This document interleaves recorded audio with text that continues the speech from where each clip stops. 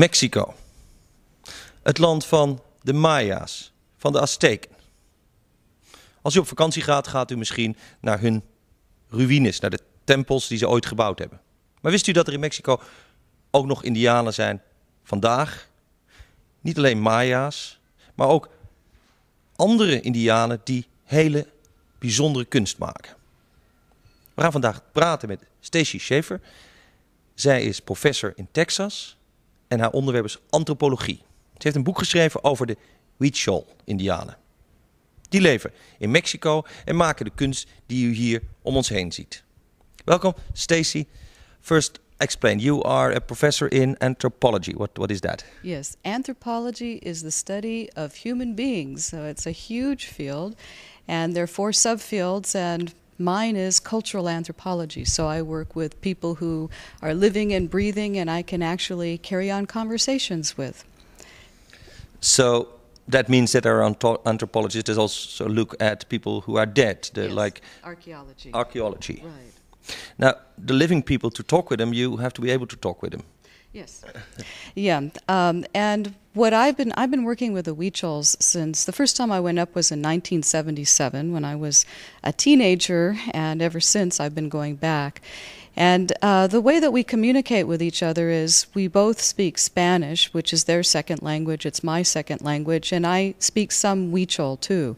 And when I talk to the elders, who are usually shamans, and many of them are monolingual, so I have their sons or daughters do the translation or the interpretation, and then we work together afterwards listening to the interview on a cassette, and we'll go through every single word and then transcribe it to make it even more accurate. Now, when I go to Mexico, I go to places like Teonatacanatl, whatever. Yeah. Is their language like that?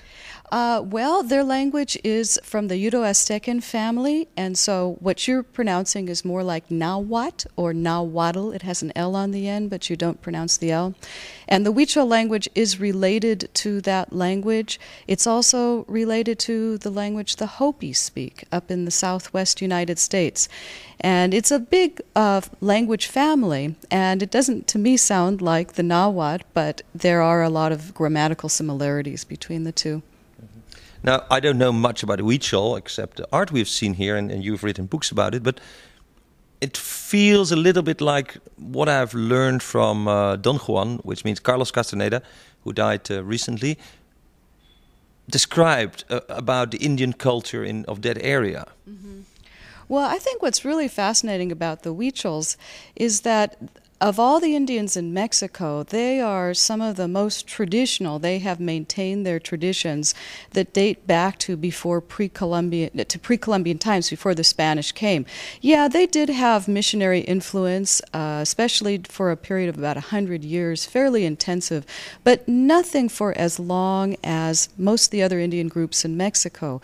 So even though they do incorporate some of these Catholic icons or Jesus Christ or the Virgen de Guadalupe now, really the focus... The Maria of Guadalupe, which is a very strong image in Mexico right. of Maria. Yeah? Right, but she doesn't have the place for the Huichols, at least the community that I work with, like the sun god and the deer god and the goddess of creation and the rain goddesses. And all of those have just as much or even more importance in their ceremonies and in their day-to-day life. Okay. Could you describe their habitat, the place where they live? Is it near the sea, or where is it in Mexico? They live in the mountains, the Sierra Madre Occidental, which is a chain of mountains that goes from north to south. The Tarahumara, also in Mexico, in the state of Chihuahua, are to the north of them. And then the Huichols are in the Sierras in an area that is predominantly the state of Jalisco, bordering into Nayarit and into Durango and Zacatecas. And they also have sacred places outside of the Sierras. They go to the ocean, to the Pacific Ocean, to an area called San Blas, where the goddess of the ocean lives. They go to leave offerings. They also go to the desert in Wirikuta or San Luis Potosi, which is about 300 miles away, where they go for the sacred peyote and to... In essence, what they're doing is recreating their creation myths every year. And they also have other sacred places. There are caves in the state of Durango where they go, and also down in Jalisco near Guadalajara is Lake Chapala, where they go to leave offerings. And what's very interesting about that is they've done some underwater archaeology, and they found during pre-Columbian times that there were offerings, artifacts that were thrown into the lake, and Huichol still go there today to leave their offerings. You said something about a creation myth. You know, Yes. our creation myth, most people know from the Bible. There are other creation myths. There is sometimes a very cyclic nature, like in the Hindus. But what is the creation myth of the Huichol Indians? Well, you have various creations too. And the more recent creation was after the gods were created, and they came from the sea, and they went to Wirikuta, the sacred land where the peyote is, and then humans were created, and there were lots of problems during the various creations of human beings. And so last time there was one Huichol man named Watakame, and the goddess of creation, Takutse Nakawe, grandmother, told him to build a canoe. And he gathered his little female black dog with him and some seeds of different plants, etc. And then it flooded for days and days and days. So this is similar to what we had at the Ark of Noah. Yes, but what you find universally is whether a culture has had Judeo-Christian influence or not, they all have creation myths that have to do with floods. And it could very well have to do with natural phenomena at some time in history that we may not even be able to record.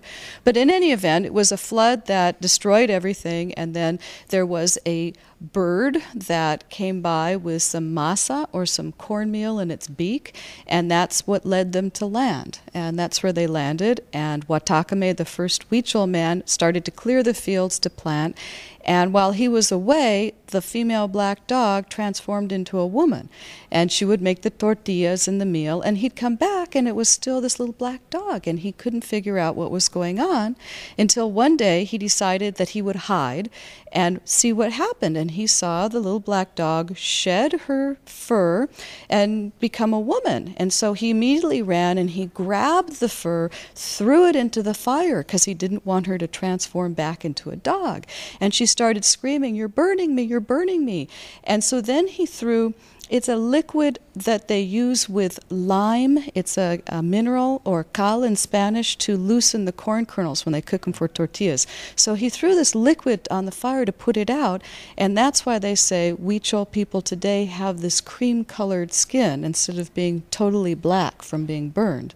And that's the beginning of the human race of Huichols. Most people think that they are like the prime race, the prime people of the universe, that they have not only that they were there from the origin, but that they have a sacred job, a sacred quest in life. Yes. Do the Huichol have something like that? Definitely. They feel that they were the chosen people, and it's very common when you find, especially in these traditional cultures, that they are, and they call themselves in Huichol Tewi, which means the people. And you find this in so commonly in other cultures, in their own language, they call themselves the people. And they really see it's a very serious duty that they have in keeping the forces of nature in balance. And this also involves communicating with the gods and making sure that the gods are pleased, and the gods will then listen to their prayers, and all will be well. So this happens in many people. You're a professor in anthropology. Did you study like specific other people, that like the Hopi Indians, that have a similar first creation myth, and then this drive, this quest, this message to the world? Yeah, it's just very common in all of these indigenous cultures, and I'm most familiar with Native American and Indians of the Americas cultures, and this is just something that they are born with. They believe that the Huichols believe that they are born with what they call an iyari, or a heart memory, which is in essence a kind of a genetic memory, and this goes back to their ancestors. And even though they do have this heart memory, in order for it to open up and to grow, they have to follow the traditions. And in Huichol culture, the traditions also involve personal growth as well as people doing things for the betterment of the community and the family, but also personal growth, becoming a shaman, becoming a master artist, becoming a master violin or guitar player, a musician. These are all ways that they can expand what they already have and to even reach closer to the gods. So they see life as a path, as a direction, as Yes. something that brings them closer to the gods. But then how do they see death? They see death as something that's inevitable also.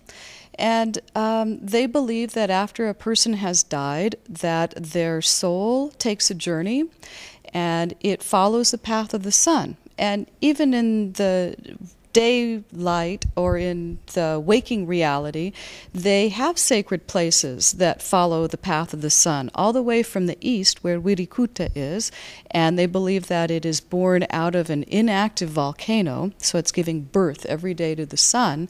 It crosses over Wirikuta, it then crosses over where they live in the Sierras and goes eventually down to the ocean, and they have this marked with sacred places all the way along. And they believe that when someone dies, that their soul follows this path too. And the soul also gets help from a little black dog to cross a river. Mm-hmm. I don't think they ran into the Greeks back then, so this is another universal archetype that you see with a black dog helping you cross a river. And then, depending upon the kind of life they've led, they'll have different trials and tribulations at these sacred places. If they've had a lot of extramarital sexual relationships, for example, they will go to a place where they need to relive that? Well, there's a tree, and it has vaginas in it in one tree and penises in the other. And they will have to knock them out and then carry them in a big basket on their back until they've somehow paid for or sacrificed for these wrongdoings that they have done. Now, the Jewish people have Gehenim, which is the same idea, and they classify them in 7 capital sins. Is there a similar idea? Well, they just think of sins as if you're having a sexual relationship with somebody other than your spouse, because they're looking at this as far as the energies go too. It's not, necessarily, oh, well, it's immoral or all of that. But, there's very, very particular vows of chastity when they go on these pilgrimages, if they learn to be a shaman, and they see that it is very distracting and can take you off the path if you do have some of these sexual encounters. Also, death or murder they consider as a kind of a sin, or even stealing. And those kind of all fit in together as far as what they consider sins to be. So they go to some afterlife, but is there reincarnation? Well, what happens is after the soul takes its path, and they have a ceremony 5 days after someone dies. 5 is their number. And they will have the shaman, they'll put the altar with all the person's belongings, they will then bring the family together, and the shaman will sing, and with the help of the gods, particularly the dear messenger god, brings the soul of the deceased to the ceremony. People offer it food, and they will then send it off, and the shaman makes sure that it goes to the place above Wirikuta, where it will then be safe. Because otherwise, they say, it will constantly be following the sun, and it will never be released from that unless you have this kind of a ceremony. Then there's a place in the same heavens, if you want to call it, where the goddess, who is the goddess of weaving, and she's also the goddess who cares for the souls. Her name is Niwetuka, and she's also related in a way as a spider. And she's the one who furnishes the souls for all of the babies that are going to be born. So there is some kind of Yes. you reincarnate. Mm-hmm. Now, there's another thing you said. You said there's heart memory. Now, Terence McKenna once explained to me, he said, culture can be seen as a very long process of taking what the knowledge, the wisdom that is inside, outside. We now have the internet and computers and all stuff like that. We externalize our knowledge. First, we take it from the heart and we say it. Second, we're going to write it down or make markings, paintings. Then we put it in books, libraries, and in the computer and in virtual reality. Do Huichol think that it should contain their message in their heart? Yes, but it's also something that needs to be shared too. So, for example, just like with the people that use daime or the ayahuasca, that a lot of this is learning personal songs that they will then sing out loud. Huichols believe that with the peyote, that if they learn a song, if a god comes and teaches them a song, that they need to then sing that, and everybody should hear it, and some other people might want to learn it as well. And this can also go into storytelling or myths, and some person may have a real ability to do that, and so it's their role to, from their own personal knowledge and communication, to share this with everybody. The artwork can work the same. There are definitely Huichols who only make art for commercial reasons, but there are other Huichols who still follow traditional path, and through the sale of their artwork, they're able to pay for their pilgrimages, and just for, it costs money now for them to live. And so there isn't always a dichotomy, that sometimes the art also does depict what the person has experienced and what they're trying to tell the outside. But so, in their old traditions, there wasn't like paintings? There weren't? No. It's their thing. Well, which brings us to the subject of peyote. You wrote a book which is called, actually, People of the Peyote, Huichol Indian History, Religion and Survival. What is peyote? Peyote is Lophophora williamsi. It's a cactus that grows in a very in a very distinct area in Mexico, in San Luis Potosí, sometimes bordering a little into the state of Zacatecas, and then it follows a line along in the desert area all the way up to South Texas, where I live. So you have a connection through the peyote. Yes, I do. Yes. I learned the traditions and I learned about it with the Huichols, and then I ended up getting a job at the University of Texas at one of the campuses in South Texas, where the only place where peyote grows, and where it's also legal for members of the American, how do you call this church? Native American Church to use it. That is one of the exceptions to the law for psychedelics. That even in jail, I understand. Yeah, there were some clauses in previous drug laws in the United States that alluded to the fact that members of the Native American Church had the right to use peyote. But it wasn't until there was an amendment that was signed into law in 1994 that specifically said that people who are members of the Native American Church have the right to buy, transport, and consume peyote if it is in relationship to their religious traditions.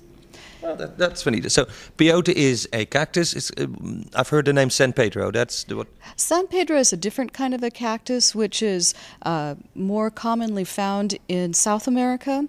San Pedro is more of a column of a cactus, and it also, one of the alkaloids that it has in common with peyote is mescaline.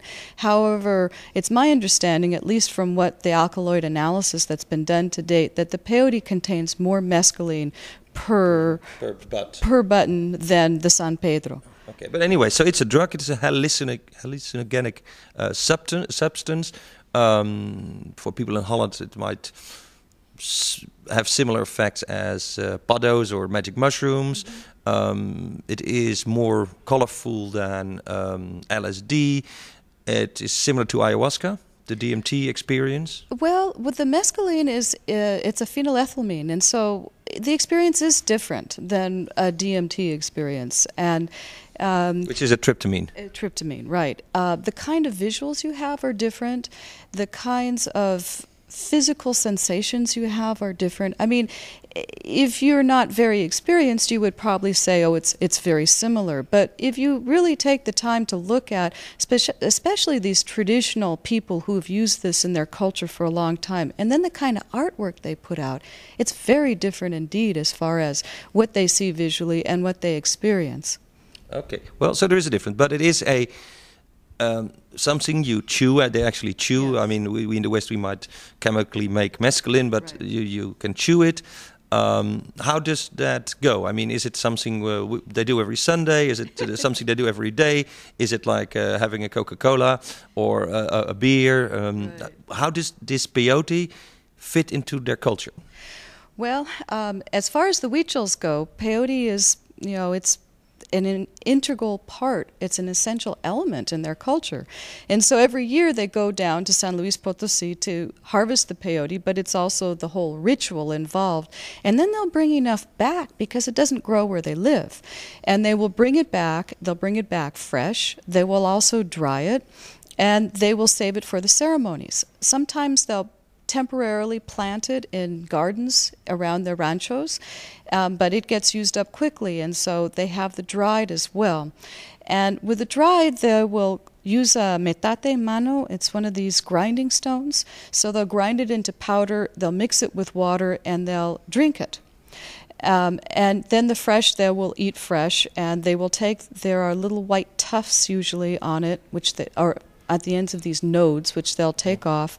And it's always, it's done in a very Ceremonial setting. And usually they will ask the shaman to bless it, and then they will eat it. In addition to the mescaline, though, it has at least 50 alkaloids, and we don't know what all of these alkaloids do. And it's very, very bitter, and so it takes quite a bit of chewing in order to get it down. And Huichols say, they usually have these big wads in their cheeks while they're slowly chewing it until eventually they'll swallow it. And it takes even practice for Huichols, but since they start at a very young age, they can eat as many as 10, 22 peyote in a sitting. And usually in the ceremonies, because they last for as long as 2 days, 2 nights, or longer, they will every more or less 4 to 6 hours be eating more peyote. Now, if it's not in a ceremonial context, they will sometimes eat peyote because it assuages hunger and thirst, and it gives them energy. So they might eat just one button if they're going to go work all day in the cornfields, or if they have to go for a long walk to someplace else. And so that's how they also will use peyote. And Is that similar to chewing coca leaves? Was they do in more South America? Yeah, I think so, but I think that you don't need to chew as much of the peyote, and perhaps it lasts longer too. But if you eat small amounts like that, you're not going to have the visuals, sensations as much. And then there's also the peyote. I've been studying peyote in pregnancy among Huichol women, and even women from the Native American Church will eat peyote at various stages of their pregnancy. But one thing that I found in common is that they will sometimes intentionally eat peyote when they're going to give birth, because they say that it makes the delivery go quicker, there's not as much pain, and not as much blood. That's interesting. So part of that use of peyote is medical. Would you say that the Huichols live longer than other Indian tribes of similar natural habitat? Well, feeding patterns? Or? Yeah, that's hard to tell, because most of the Huichols who are 45 years or older don't know how old they are, because back in those days they weren't keeping birth certificates, and so they can only guess. Some Huichols are extremely old, but then I think you find that if a Huichol lives to be a teenager, especially the first 5 years, those are the essential years, because there is such a high infant mortality rate. There's a lot of malnutrition and a lot of these diseases from the outside that if they haven't been immunized, they just get so sick. And so if they live at least to 5 years of age, they're considered a whole person, and they have now a complete soul, and they actually have a ceremony for this. And then if they live to be the adult age, anywhere from 18 on, then they have a good chance of living for a very long time. But would you say that there are very old Huichol Indians? Yeah, I would say so, but it's very hard to tell how old they are.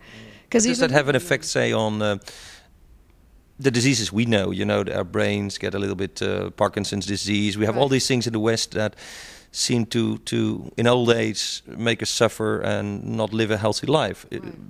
Do they live to experience that, or would you say the use of the peyote might make them more sane in the mind? Yeah, I have not seen a single old Huichol who may be considered senile. They are all with it.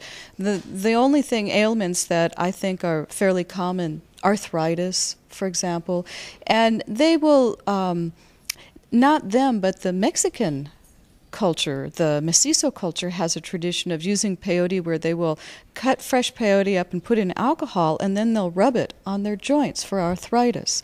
But the Huichols themselves, they will, they claim that the peyote is also something that keeps them healthy too. And it does have antibiotic properties to it, which have been studied by scientists. And so I think that there's not only a spiritual use, but a medicinal use for peyote too. And it doesn't mean they have to be separate. Now, before we start talking about the art, I would like, you have taken the peyote, I've taken some mescaline, and many other drugs, by the way. I found it that in the right context, it really have enriched my life. Mm-hmm. Not so much because of the colors and the visions, but because I realized that reality is malleable. Really, it's an illusion, that I can see the same things different or whatever. Mm-hmm. It really is. It has changed my view on the world and the reality. And I understand that your reality is different from mine, which is very important. Mm-hmm. Because that, you're not so condemning. But now in the States, these drugs are normally forbidden, not for the Native Americans, but they're forbidden. They're seen as very bad. Mm-hmm. How do you feel about that? I really think that if people would like to try something like this, I don't see why they can't. I do believe that there is much to be said for having a guide or taking it in a setting that will enable the person to feel safe and also to gain as much as possible from the experience, as opposed to just experimenting and doing it alone. But I don't really feel that I have a right to tell people what is the way or the best way to take substances such as this. I personally, I don't think I would have peyote if it wasn't in a setting with Huichols or with members of the Native American Church, just because that's how I learned it, and it has so much more meaning to me, and not only for myself, but in trying to understand these people too. And I don't think you can talk about these people or study them if you don't try peyote, for example. Whereas when I hear about people who just eat peyote, they go out into the desert to eat peyote for their own recreational use. Yeah. In a way it makes me feel bad, especially if they're disrespectful to the peyote, if they over-harvest it, because now there's a shortage of peyote. But if they have this awareness as far as the right way to treat the plant, I don't feel I have a right to say how they should take it and how they shouldn't take it. Yeah, but do you think you've studied the history of peoples in general, that, for instance, the lack of rites of passage, which people like Gene Houston say we don't have these rites of passage, like the Judeo-Christian tradition had at 12-year, and as you say, these Huichols had at 5-year, at 18-year, whatever. Mm-hmm. There were rites of passage, sometimes the using of drugs or whatever situations, sending you off on a vision quest out in wild nature. Would you say that a lack of those rites of passage has influenced society? Oh, absolutely. Western society, I think, is so lost. And that's why I think you see so many problems with young people, is because they are not recognized for and honored for having pass through childhood to adolescent and or adulthood. And this is so important in this bringing them into the community and making them feel that they are part of everybody and they are no longer children. And this is a very special place to be. You know, there are subcultures within Western culture that have this. You have bar mitzvahs and bat mitzvahs. Or where I live in South Texas, it's a very Mexican tradition where they have quinceañeras, where a woman turns 15, and so it's sort of like she's coming out. And they used to have quinceañeros for boys, and that's still very strong, this tradition. But in general, I think Western culture has lost this, and I think there is a real need to somehow put part of that ritual back into our own culture. There are some people in Germany who says that because we as a society don't acknowledge the new rites of passage that the kids themselves create, like raves, like their some form of techno dancing, whatever, that because we don't acknowledge those events as rites of passage, as their way to step up in the world and to make the transition from child to that's the cause of that. That if we would more honor their own rituals that they create as rituals and not say this is forbidden, you know, no raves, please, and so on. Yeah. Would you think that that's a valid argument? Yeah, I do. I do, because I think that in many respects, the kids, sure, you know, there is always this generational thing, and the younger generation wants to be different, etc. And I see this with traditional people too. But what I also see is that eventually, when they get into their 30s or into their 40s, they become more conservative. And I think that it's just the natural passing of humans in their experience and their bodies of different ages. And so even though maybe some of these, the German or whatever groups that have their raves, etc., I think that's a very valid form of rite of passage, and I think it should be respected as such. Yeah. Okay, well, let's look at some of the Huichol art, because I'll get some of these, and then we talk about this one. Okay. What does this mean in general? Okay. These are what Huichols call nierica. And nierica literally means, in their language, cheeks. And this is something that I mentioned in the conference, and I was talking about the designs that they have. Huichols believe that when a person is born, they are born with their nierica, or their personal design. It's almost like an aura. And it's something that only the shaman can see. If someone is sick, the nierica, which the shaman looks at, will disappear or disintegrate the designs. And so part of the curing is for the shaman to make the person's designs healthy again. Gods also have niericas, or a design that represents them. And so if someone is on the shamanic path, they will go to the peyote desert, they will eat peyote, and they will ask the gods to show them their nierica, or their designs. And then these are the various kinds of designs. Each yarn painter is very individual in how he does his design. Let's explain that, because these are yarn. This is textile on a background of some honey wax or something like that. Usually it's particle board or wood, and then they'll use beeswax, a special kind of beeswax from Campeche, which they'll soften in the sun, and then they'll smooth evenly on the board, and then usually without even drawing anything on the yarn painting, they will just start putting in the designs with the yarn. I've noticed with yarn painters, they usually do the frame first and then work in. Okay. And now, you were saying something about that psychological design. That's very interesting, because of course there are now schools of psychological understanding, like Arika, that says that we do have patterns. Actually, I believe that those patterns go back to our breath patterns, and people like the people that did the breath work say that starts at our birth. Those are maybe frustrations before birth or during birth, that decide how we breathe. And the way we breathe forms our face and our aura and stuff like that. Do you think that they have an intuitive understanding of that system? Yeah, I think they do. I'm still, there are just so many intricacies in how they conceive of the body and the soul. And I'm still learning a lot about that. But they do see that there are many components that make you who you are.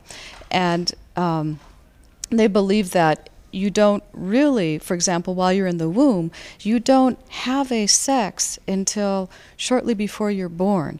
And so there are shamans who can specialize in these particular specialties. If you want a girl, well, you go to a shaman, the shaman will fix it so you have a girl. Or if you want a boy, etc. And sometimes what you'll also see is that if a baby has died and a couple gets pregnant again, that the new baby will be born with the exact same face. And they'll say, well, that's because that's the soul of this baby. As far as breath, I really don't know at this point how they feel about it, but to the whole question of designs, again, it's not just the Huichols who do this. There's been study with other indigenous groups such as the Shipibo down in Peru in the Amazon area of the Ucayali River. And they believe that people have designs, and the shamans will sing to heal the designs a person has. And the Shipibo actually used to tattoo themselves with all these incredible designs, which they no longer do after the missionaries came. But they still have this concept that a person has their own design that needs to always be clean and always be flowing. And if there is any kind of blockage, then the shaman needs to cleanse it. Okay, but they basically understand that a person is him or herself, that there might be damage, that there might be that you might need cleansing, but they're not saying we can change your design. No, you can't. You are born with that design and you die with that design. But you can, depending upon your state of health and also of your spiritual and physical development, it can have different aspects to it. But it's always essentially the same design. Does that lead to a greater acceptance? Because like in the West, we now have an idea, well, if you're bad, it's because your parents were bad and you grew up in a criminal environment and so on and so on. Is there more acceptance of deviant behavior?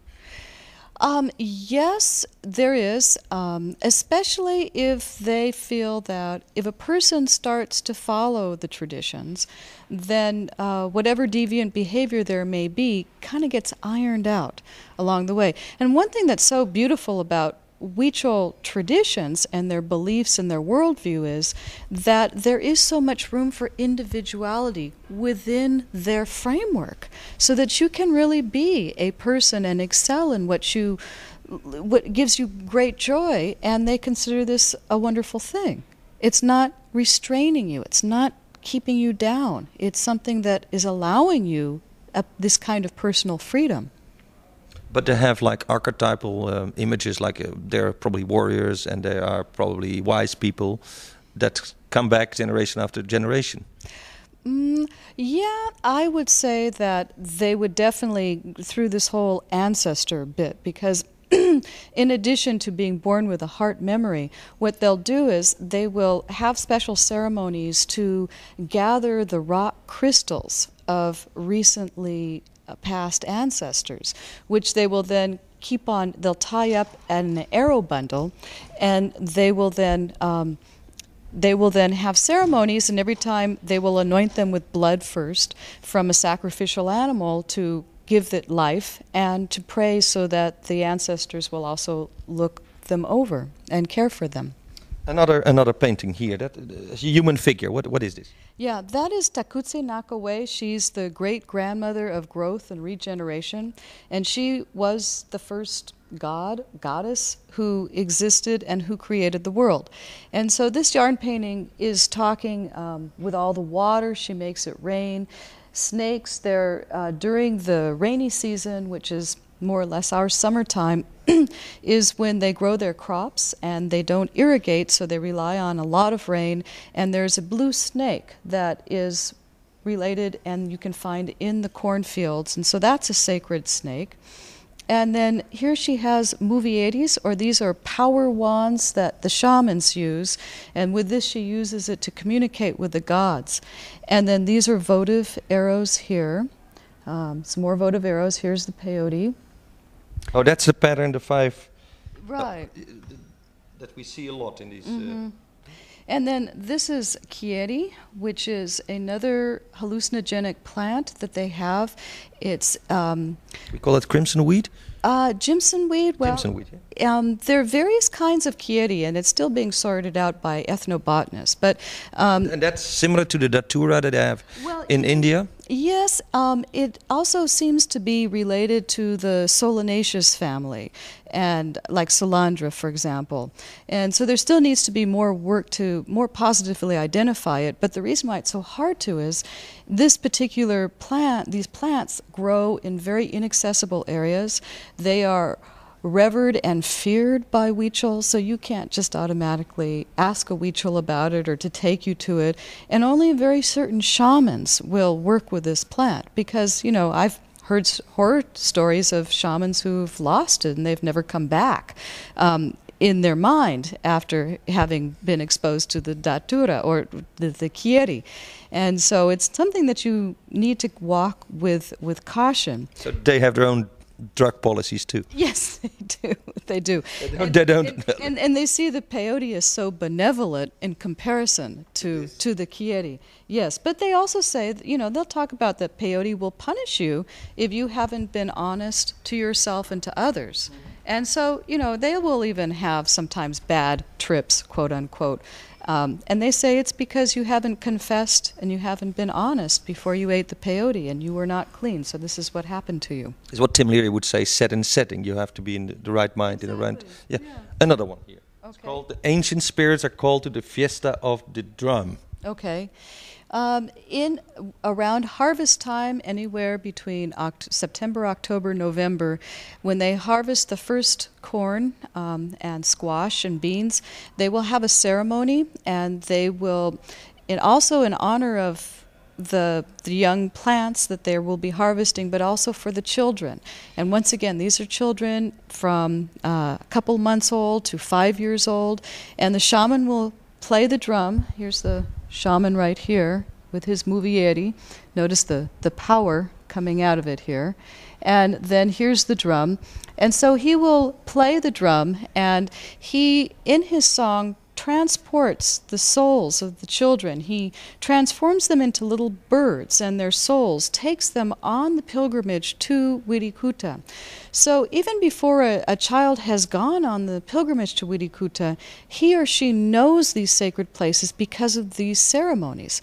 And so the shaman transports their souls to these places and then will bring them back. Here is the deer, which is Kayumari, which is his messenger who is helping him. These are the souls of the children. And the sun also is grandfather fire, is very, very important. Grandfather fire along with grandmother growth. And so this is the path that they're taking to Wirikuta. Okay. One more we have here is slightly more detailed. Again, the sun as a major thing there? Yeah. This one, it talks about the sun, but also on either side is rain. And Huichols, I think, would rather have more rain than sun, to tell you the truth, because they just can't get enough rain for their crops and for the rivers to fill, etc. And so when they go to Wirikuta, what they're also doing is they're going in, it's during the dry season, and they're going to ask the sun to calm itself so the rains can come. They have, I don't know if alchemy is the right word or not, but when they go to all of these different sacred places outside of the Sierras and in the Sierras, they have soils that they've collected from these places, sacred water, and then they'll deposit them in other sacred places. And so when they go up to Launar, which is the inactive volcano, which is the furthest east that they go on their pilgrimage and the furthest east in their cosmology, they will leave water from Haramara, from the Pacific Ocean. And so what they're doing is they're trying to generate rain clouds so that they will then eventually get pulled over to the Sierras where they live. and it will make it rain. The candles here represent life. And every time that they have a ceremony and they leave offerings, they will light candles. You find in here, these are votive bowls, and they have sacred corn in it, along here too. So these are Niwetsika, which is the corn goddess, and every family has their own bowl. These bowls are made more for sale, but they have the same patterns. yes, you have the Nierika. Even the ones they make as offerings for themselves have this mandala kind of design in the middle.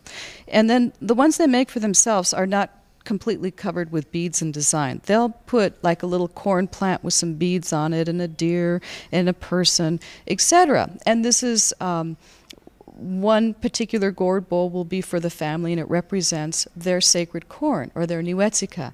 So every time someone is born, they will put another figure of a person into this bowl, and they keep it. It keeps growing. Yeah.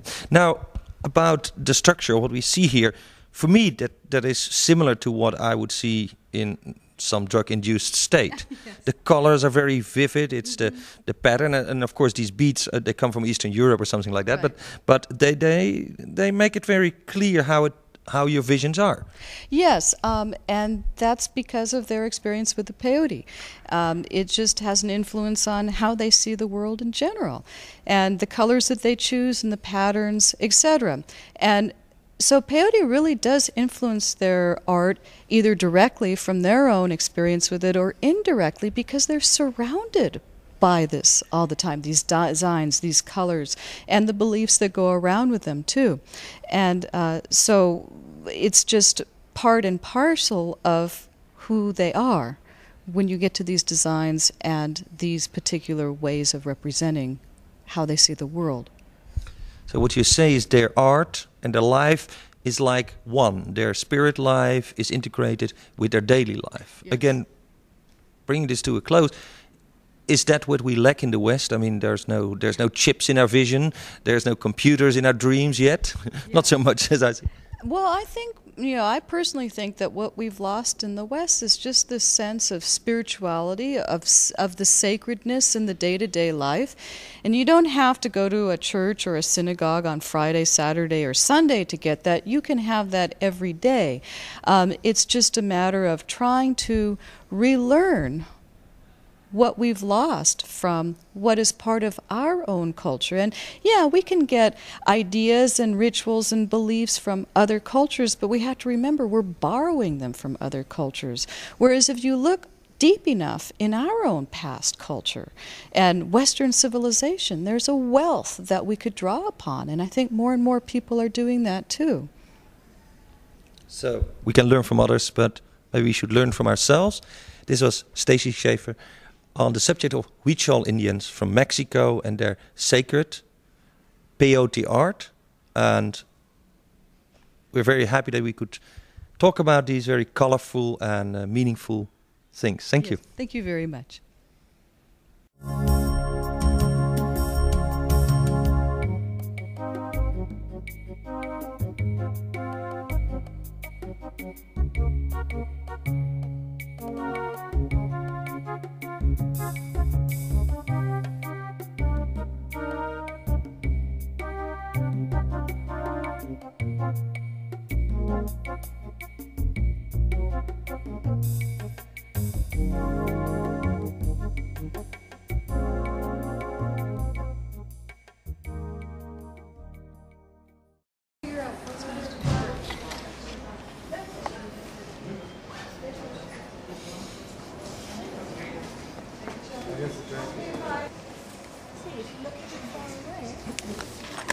Hey, pack your stuff, because it's going to be...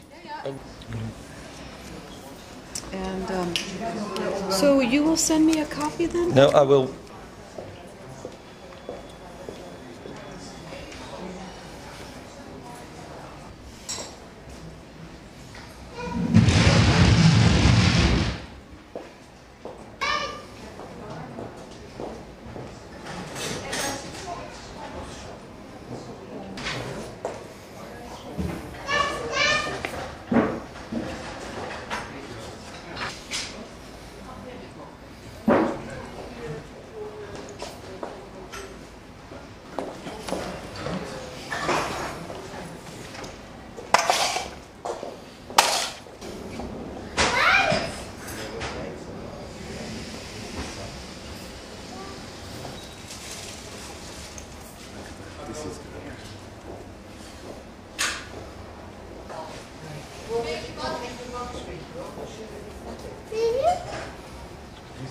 Stacey, are these mushrooms? These things here, are they? They actually have psilocybin mushrooms that grow where they live, but they're not interested in them at all. Yes?